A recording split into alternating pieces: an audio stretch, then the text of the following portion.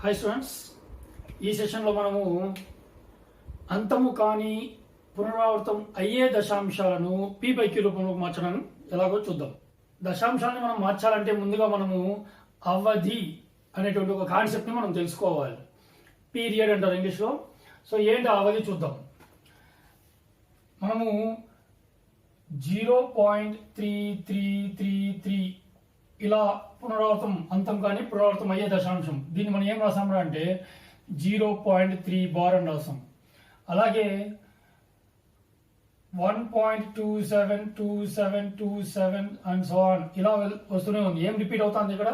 2727 repeat అవుతుంది. అలా 2727 repeat అవుతా అంటే మనం ఏం చెప్తాము, 1.27 రాసి ఏ అంకెలు అయితే తిరిగి వస్తున్నాయో దాని మీద మాత్రమే బార్ పెడతాం. 1.27 బార్ అవుతుంది. అలా కాకుండా 13.264242242 ఇలా వచ్చింది అనుకోండి, అప్పుడేం రాయాలి మనము? సో ఏ అంకెలు అయితే పునరావృతం కావో అది అలాగే రాసేయాలి. 13.26 అలాగే రాసేసినట్లయితే ఇప్పుడు మనకి రిపీట్ అవుతుంది ఏంద్రా అంటే 424242 అనేది రిపీట్ అవుతుంది. ఇది మనం అబ్జర్వ్ చేయాల్సింది. 42 రిపీట్ అవుతుంది కాబట్టి 42కి మాత్రమే బార్ రాయాల్సి ఉంటుంది అన్నమాట. ఇది ఆ పునరావృతం అయ్యేటువంటి భాగాన్ని రికరింగ్ పార్ట్ అంటారు. ఆ భాగాన్ని మాత్రం మనం ఐడెంటిఫై చేయాలి. సో ఇలా చేసినప్పుడు ఇక్కడ మనకు పునరావృతం అయ్యేటువంటి భాగంలో ఎన్ని అంకెలు ఉంటే ఆ అంకెల సంఖ్యని మనము పీరియడ్ అంటే అవధి అంటారు అన్నమాట. అలాగే ఆ అంకెల్ని అలాగే తీసుకొని వ్యవధి అంటారు. సో చూద్దాం. ఫర్ ఎగ్జాంపుల్ దశాంశము, అవధి, వ్యవధి. సో అవధిని పీరియడ్ అంటారని చెప్పుకున్నాం మనము. దీన్ని పీరియాడిసిటీ అంటారు. ఓకే, ఇప్పుడు ఫర్ ఎగ్జాంపుల్ 0.3 బార్ ఇలా ఉంది. దీంట్లో ఎన్ని అంకెలు పునరావృతం అవుతుంది, ఎన్ని అంకెలు మళ్ళీ తిరిగి వస్తుంది అంటే చూసినట్లయితే మనకు 3 అనేటువంటి ఒకే ఒక అంకె తిరిగి వస్తుంది మళ్ళీ. కాబట్టి అవధి ఎంత అంటే ఒకటే. ఏ అంకెలు తిరిగి వచ్చానది 3 అనేటువంటి అంకె తిరిగి వస్తుంది కాబట్టి అది 3. సరే, మరైతే 1.27 బార్ చూసాం. దీంట్లో అవధి ఎంత అండి? 2. ఎందుకు? పునరావృతం అయ్యేటువంటి భాగంలో 2 అంకెలు ఉన్నాయి అంటే బార్ కింద 2 అంకెలు ఉన్నాయి కాబట్టి 2. ఏవి? 27 అనేటువంటి అంకెలు పునరావృతం అవుతాం కాబట్టి దాన్ని వ్యవధి అంటారు. Next 2.735 bar. ఇప్పుడు చెప్పండి అవధి ఎంత? ఇప్పుడు కూడా అవధి 2. మరి వ్యవధి 3.5. అర్థమవుతుందా? బార్ కింద 2 అంకెలు ఉన్నాయి కాబట్టి అవధి 2 అంటే 2 అంకెలు మాత్రమే పునరావృతం అవుతుంది. ఏవేవి అంకెలు అవి? 3.5 అనేటువంటి అంకెలు కాబట్టి వ్యవధి 3.5 అవుతుంది అన్నమాట. సరే, మరి ఇంకొకటి చూద్దాం. 1.02473. ఇప్పుడు చెప్పండి ఎంత అవధి? అవధి ఇక్కడ ఎన్ని అంకెలు ఉన్నాయి? బార్ కింద 1 2 3 అంకెలు ఉన్నాయి కాబట్టి 3. తర్వాత ఏమేమి అంకెలు అవి? దాన్ని ఏమంటాము? 473 ఏమంటాము? వ్యవధి అంటాము. ఇది అర్థమైందా అండి? సో ఒక దశాంశంలో అవధి వ్యవధి ఉంటాయి. సో మనం అవధి రాయడం అనేది ముఖ్యంగా మనకు తెలిసి ఉండాలి. మరైతే ఇప్పుడు నేరుగా మనము లెక్కలోకి వెళ్ళిపోదాం. సో అంతం కానీ పునరావృతం అయ్యే దశాంశాన్ని మనం ఇప్పుడు p/q రూపంలో ఎలా రాయాలనో ఒక ఉదాహరణ ద్వారా చూద్దాం. ఫస్ట్ క్వశ్చన్, ఒక మొదటి ఉదాహరణ 0.3 బార్. 0.3 బార్ దీన్ని మనం ఇప్పుడు p/q రూపంలోకి మార్చాలి, భిన్న రూపంలోకి మార్చాలి. ఎలా మార్చాలి? సో మనం ఇప్పుడు చేయబోయే ప్రొసీజరే ఎటువంటి దశాంశం అయినప్పటికీ కూడా చేయాల్సి ఉంటుంది అన్నమాట. ఒక ఫస్ట్ టైం ఏం చేయాలి మనము ఇచ్చినటువంటి దశాంశాన్ని ఎక్స్ అనుకుంటాం. X is equal to 0.3 bar అనుకుందాం. 0.3 బార్ అనుకుంటాం. సో 0.3 బార్ విలువ ఎంత అనుకున్నాము? ఎక్స్ అనుకున్నాము. సో మరి ఇప్పుడు ఎక్స్ ఈజ్ ఈక్వల్ టు ఏమవుతుంది అంటే 0. బార్ తీసేసినట్లయితే 3 అండ్ సో ఆన్ వస్తూనే ఉంటుంది ఇలా. సో ఇది సమీకరణం 1. ఇది ఫస్ట్ పార్ట్ అన్నమాట.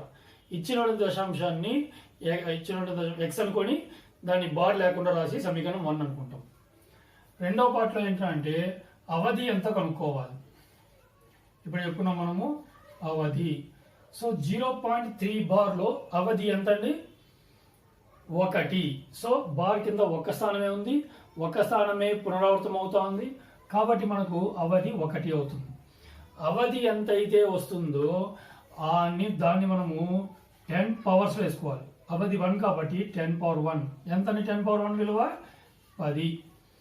అవధి 2 వచ్చింటే 10 పవర్ 2 వేస్తాము. 10 పవర్ 2 అంటే 10ని 2 సార్లు గుణించాలి. 10 × 10 100 అవుతుంది అనమాట. అవధి 3 అయితే 10 పవర్ 3 10ని 3 సార్లు గుణించాల్సి ఉంటుంది. అప్పుడు 1000 అవుతుంది. సో ఆ రకంగా ఇప్పుడు 1 కాబట్టి 10 పవర్ 1 10. సో ఇక మనకు వచ్చినటువంటి విలువతో సమీకరణం 1ని ఇరువైపులా గుణించాలన్నమాట. కాబట్టి సమీకరణం 1ని ఇరువైపులా దేంతో గుణించాలి? ఇప్పుడు మనము 10తో గుణించగా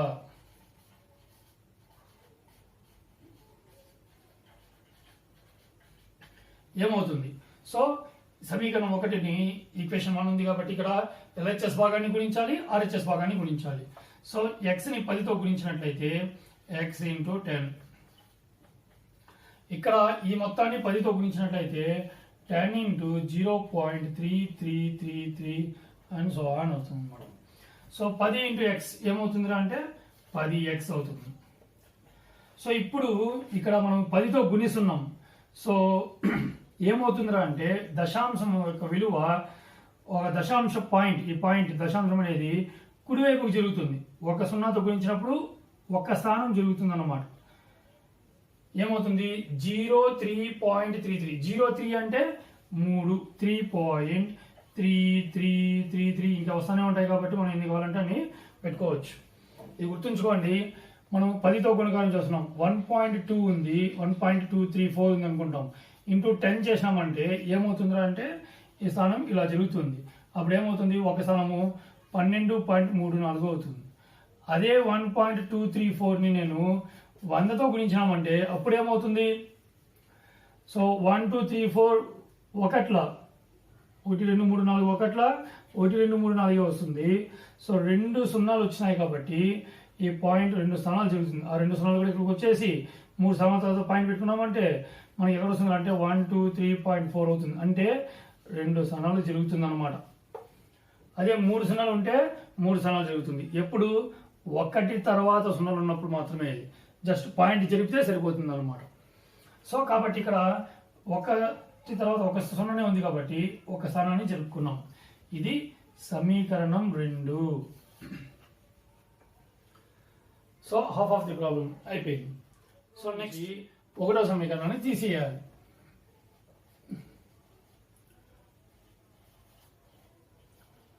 టూ మైనస్ సమీకరణం 1 చేయగా సో 2లోంచి 1ని తీసేయాలి. 2 సమీకరణం 2 ఏంటి? 10x = 3.3333 and so on. మరి సమీకరణం 1 చూసినట్లయితే x = 0.3333 and so on. So ఇప్పుడు మనం తీసివేత చేస్తున్నాం కాబట్టి మైనస్ పెట్టుకుంటాం. LHS భాగాలు తీసేయాలి, RHS భాగాలు తీసేయాలి. 10xలో నుంచి 1x తీసేస్తే మనకేమొస్తుంది? 9x. 10xలో ఒక x పోతే 9x ఉంటాయి. సో ఇది తీసివేత చేసుకుంటూ పోవాలి. 3లో 3 పోతే 0, 3లో 3 పోతే 0, మళ్ళీ 0, మళ్ళీ 0, పాయింట్ కింద పాయింట్, 3లో 0 పోతే 3. సో ఇది అంటే 3.00000. పాయింట్ తర్వాత చివరిలో 0లు మాత్రమే ఉంటే అసలు రాయాల్సిన అవసరము లేదు. 9x 3 అయిందనమాట. అంటే x ఈజ్ ఈక్వల్ టు ఈ 9 9x అంటే 9 ఇంటూ ఎక్స్ గుణిసందకు పంపించినట్లయితే భాగిస్తుంది. 3/9 3 ఒకట్లు క్యాన్సిల్ పోతుంది కాబట్టి కొట్టాలి. x is equal to 1/3. So ఇప్పుడు మనం అనుకున్నాం x అని ఏమనుకున్నాం 0.3 బార్ విలువ x అనుకున్నాం అనమాట. కాబట్టి x అంటే మనకు తెలిసినటువంటి 0.3 బార్ దాని విలువ ఎంత వచ్చింది 1/3 వచ్చింది అనమాట.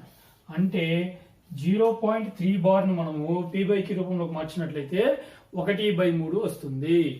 1/3ని మళ్ళీ మనము 1ని 3 చేత భాగించినట్లయితే మనకు 0.3333 అలాగే వస్తూ ఉంటుంది. అర్థమైందా అండి? సో ఇది ప్రాబ్లం. ఏం చేసామరా అంటే సో 3 స్టెప్స్ 3 పార్ట్స్లో చూసుకోవచ్చు. ఫస్ట్ పార్ట్లో ఏం చేసాము, ఇచ్చినటువంటి ఒక దశాంశాన్ని మనము ఎక్స్గా అనుకుంటాము, సమీకరణం 1గా రాసుకున్నాము. అవధి కనుక్కున్నాము, అవధి కనుక్కొని అది 10 పవర్లో వేసినాము, ఎంత వస్తుందో ఆ విలువతో సమీకరణం 1ని ఇరువైపులా గుణించి సమీకరణం 2 తెచ్చుకున్నాము. తర్వాత భాగంలో ఏం చేసాము, రెండో సమీకరణం నుంచి ఒకటో సమీకరణాన్ని తీసివేసాము. తీసివేస్తే మనకు భిన్నం వచ్చేసింది అనమాట. అది పద్ధతి. అర్థమైంది కదండి? ఇంకొక ఉదాహరణ చూద్దాం. మోడల్కి వెళ్ళే ముందు దీంట్లోనే ఒక చిన్న మార్పుతో ఇంకొక ప్రాబ్లం ఇస్తున్నాను మీకు ఫర్ బెటర్ అండర్స్టాండింగ్. 1.2 బార్ దీన్ని ఎలా చేయాలో చూసాం. సేమ్ ప్రాబ్లమే, జస్ట్ నెంబర్స్ మాత్రం చేంజ్ చేసాం. ఎలా చేయాలో ఒకసారి ఫాస్ట్గా రివైజ్ చేసుకుంటాము. సో 1.2 బార్ మనం ఏం చేసుకోవాలి, ఎక్స్ అనుకోవాలన్నమాట. 1.2 బార్ అప్పుడు ఏమవుతుంది, ఎక్స్ ఈజ్ ఈక్వల్ టు 1.2222 అలా రాసుకుంటూ వెళ్ళొచ్చు అనమాట. సో ఇక్కడ కూడా అవధి ఎంత అవుతుంది, 1 బార్ కింద ఒకే స్థానం ఉంది, 1 రిపీట్ అవుతుంది కాబట్టి 1 అవుతుంది, 10 పవర్ 1 10 అవుతుంది.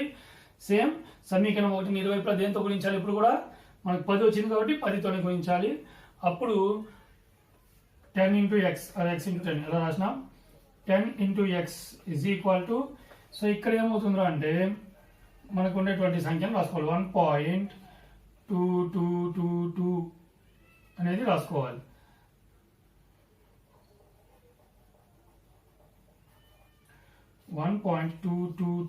రాసుకోవాలి. 10తో గుణిస్తున్నాం కాబట్టి మళ్ళీ పాయింట్ అనేది ఒక స్థానం జరుగుతుంది. సో అప్పుడు ఏమవుతుంది, 10x ఈజ్ ఈక్వల్ టు ఒక స్థానం జరిగిందంటే పాయింట్ ఇక్కడికి వస్తుంది, అప్పుడు 12 అవుతుంది. 12.222 ఉంటాయి, అంతేనా, ఇంకా వస్తూ ఉంటాయి కదా, మనకి ఎన్ని కావాలంటే అన్ని పెట్టుకోవచ్చు. సో 12.2222 అండ్ సో ఆన్ అయింది. ఇప్పుడు ఏం చేయాలి, మనము సమీకరణం 2లో నుంచి 1ని తీసేయాలి. అప్పుడు తీసేసినట్లయితే 10x ఈజ్ ఈక్వల్ టు ఏమవుతుంది, 12.2222 and so on. x is equal to ఎంత, సమీకరణం 1లో ఎంత 1 పాయింట్, సో పాయింట్ కింద పాయింట్ వచ్చేలాగా రాసుకోవాలన్నమాట. మనం ఈ 1 కింద 1 వేసి పాయింట్ ఇక్కడ పెట్టుకోకూడదు. 1.2222 అండ్ సో ఆన్. సో ఇప్పుడు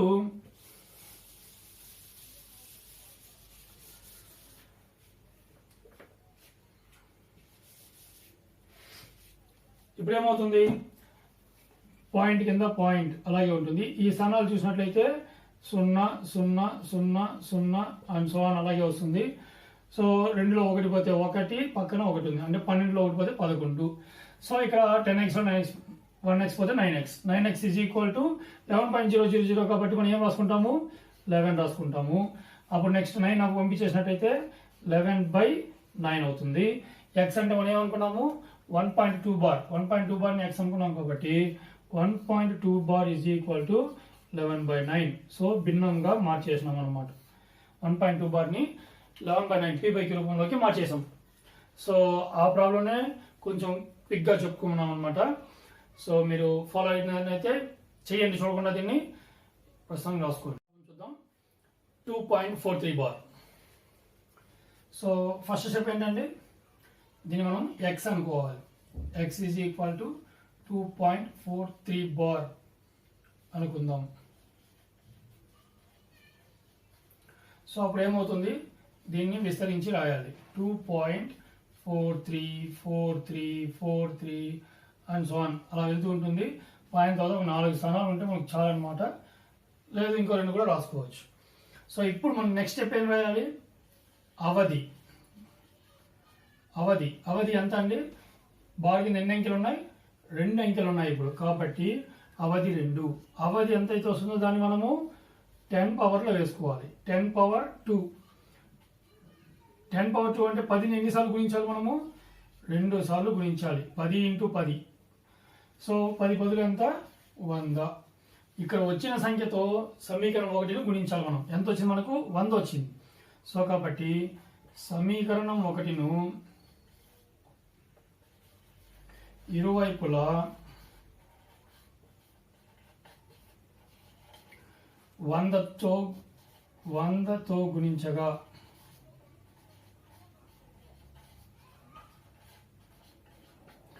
సో సమీకరణం 1 ఇక్కడ ఉంది. ఏం చేస్తాము? 100 × x is equal to 100 × 2.4343 and so on. So 100 × x ఎంత? 100x అవుతుంది.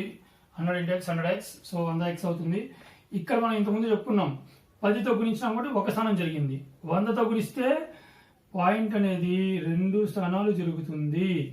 సో ఇక్కడ 2 ఉంది కాబట్టి 243.434343 అండ్ సో ఆన్ అలా వెళ్తూ ఉంటుంది అనమాట. So 243.434343 and so on. ఇది సమీకరణం 2. ఒకవేళ ఇక్కడ 0 ఉంది అనుకోండి, 0.434343 ఉండేది. 100తో గుణించినప్పుడు 043.4343 వస్తుంది. 043 అంటే ఓన్లీ 43 అని అర్థం అనమాట. 0 అంటే అది రాయాల్సిన పని లేదు. సమీకరణం 2 వచ్చింది. ఇప్పుడు ఏం చేయాలి మనము? రెండవ సమీకరణంలో నుంచి 1వ సమీకరణాన్ని తీసేయాలి. సమీకరణం 2లో నుంచి సమీకరణం 1ని తీసివేత చేయగా ఏమవుతుంది? 100x is equal to 243.434343 and so on.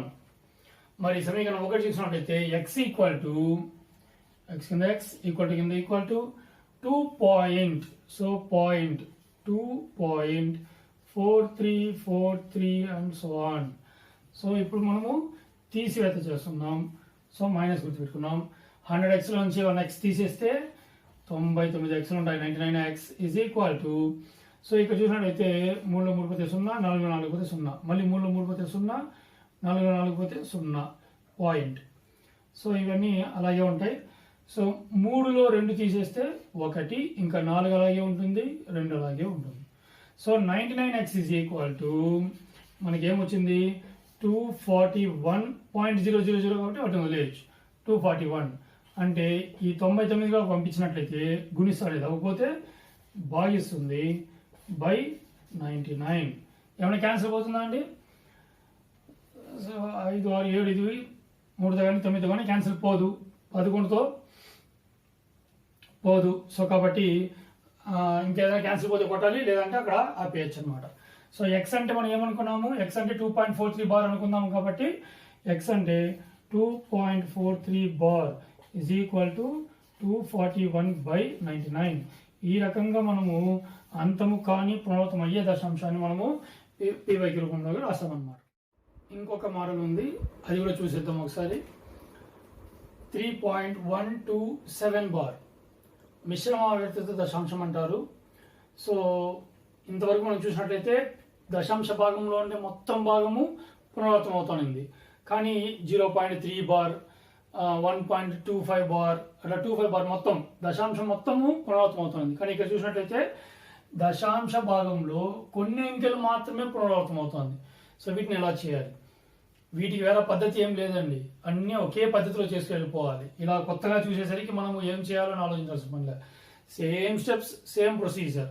ఏం చేయాలి చెప్పండి? First step X is equal to 3.127 bar అనుకోవాలి. సో తర్వాత ఏమవుతుంది? X is equal to 3.12777 and so on. అలా మనం ఎంత కావాలంటే అంత రాసుకోవచ్చు. అదే సమీకరణం 1. తర్వాత ఏమవుతుంది? నెక్స్ట్ ఏం రాయాలి? అవధి. అవధి ఈజ్ ఈక్వల్ టు ఎంత అండి? ఎన్ని అంకెలు పునరావృతం అవుతుంది? మళ్ళీ బార్ కింద 1 ఉంది కాబట్టి అవధి 1. కాబట్టి మనం ఏం చేయాలి? దాన్ని 10 పవర్లో వేసినట్టయితే 10 పవర్ 1 ఈజ్ 10. సో సమీకరణం 1ను ఇరువైపులా 10తో గుణించగా ఏమవుతుంది? 10 × x is equal to 10 × 3.12777777 and so on. So 10 × x ఎంత? 10x. సో 10తో గుణించినప్పుడు ఎన్ని స్థానాలు జరుగుతుంది? 10 దశాంశము 1 స్థానం జరుగుతుంది. అప్పుడు 3 1 పాయింట్ అంటే 31.2777 అండ్ సో అలా వెళ్తూ ఉంటుంది. మనకి ఎన్ని సెవెన్స్ కావాలంటే అన్ని సెవెన్స్ పెట్టుకోవచ్చు. సమీకరణం 2. ఇక్కడ పాయింట్ తర్వాత ఎన్ని అంకెలు ఉన్నాయో అక్కడ అన్ని అంకెలు ఉందిలా రాసుకుంటే కన్వీనియంట్గా ఉంటుంది మనకి. ఇప్పుడు ఏం చేయాలి? ఒకటో సమీకరణం ఉంది, రెండో సమీకరణం ఉంది. ఏం చేయాలి? రెండో సమీకరణంలో నుంచి 1ని తీసివేత చేయాలి. So 10x is equal to 31.2777 1 more 7 and so on. అలాగే x is equal to 3 point కింద point రాస్తున్నామా? Next 1 2 7 7 7 and so on. అది 7 వస్తూనే ఉంటాయి కాబట్టి మనం ఎన్ని కావాలని నేను రాసుకోవచ్చు. 4 స్థానాలతో కూడా ఆపేయచ్చు. 0 0 7లో ఏడిపోతే 0, మళ్ళీ ఇక్కడ 7లో 2 పోతే 5, 2లో 1 పోతే 1, పాయింట్ కింద పాయింట్. 1లో 3 కాబట్టి తీసుకున్నామంటే 31లో 3 తీసేసినామంటే 28 is equal to 10xలో నుంచి ఒక x తీసేసినట్లయితే 9x ఇక్కడ అండ్ సో ఆన్. సో అవి అలాగే వస్తుంటాయి. ఇప్పుడు ఏమవుతుంది? 0లో వదిలేసినట్లయితే 9x is equal to 28.15. ఇక్కడ మనకి మళ్ళీ పాయింట్ వచ్చింది, ఇంతవరకు రాలేదన్నమాట. 0.15. సరే 9న పంపించేద్దాం. x is equal to 28.15/9 గుణిస్తుంది. 9x అంటే 9 × x కాబట్టి అప్పుడు వెళ్తే భాగిస్తుంది. ఫైన్. మరి p/q రూపంలో రాసేటప్పుడు మళ్ళీ మనకు పాయింట్స్ ఉండకూడదు అనమాట. సో ఈ పాయింట్లు మనం తొలగించాలి. మనం ఇంతసేపు చెప్పుకున్నాం, 2 స్థానాలు పాయింట్ జరపాలంటే అది దేంతో గుణించినప్పుడు 2 స్థానాలు జరుగుతుందండి. మనం ఇక్కడ గుణకారం చేసినప్పుడు చూసినాం, 10తో గుణించినప్పుడు ఎన్ని స్థానాలు జరుగుతుంది? 1 స్థానం జరుగుతుంది. అదే 100తో గుణిస్తే 2 స్థానాలు జరుగుతుంది అనమాట కుడివైపుకి. కాబట్టి మనం ఇక్కడ 100తో గుణిస్తాం అనమాట. లవ హారాలని రెండింటిని 100/100. అప్పుడు ఏమవుతుంది? x is equal to ఇది 2 స్థానాలు జరుగుతుంది పాయింట్ 2815. పాయింట్ ఏమీ లేకపోతే 0 కాబట్టి అది వదిలేయచ్చు. 2815/9 × 100 900. సో ఇక్కడ క్యాన్సిల్ పోతుంది, మనకు అర్థమవుతుంది. దేంతో కొట్టచ్చు? ఏ ఏకంతో కొట్టచ్చు? 5 ఏకంతో కొట్టచ్చు. 5 5లు 25, ఇంకా 31, 5 6లు 30 పోతే ఇంకా 15, 5 3లు 15. ఇక్కడ చూసినట్లయితే 5 1లు 5 పోతే 40, 5 8లు 40 అని పోతే 0. సో కాబట్టి x is equal to 563/180. 563/180. So x అంటే ఏం మనం అనుకునింది? 3.127 bar is equal to 563/180. ఇదన్నమాట అండి. అందుకే ఈ ప్రాబ్లం కూడా మీకు చెప్పడం జరిగింది. సో దీన్ని ఇంకోసారి గమనించండి అండ్ హోంవర్క్ చేయడానికి ప్రయత్నించండి. ఇంకేమన్నా డౌట్స్ ఉంటే డైరెక్ట్గా కాల్ చేయండి.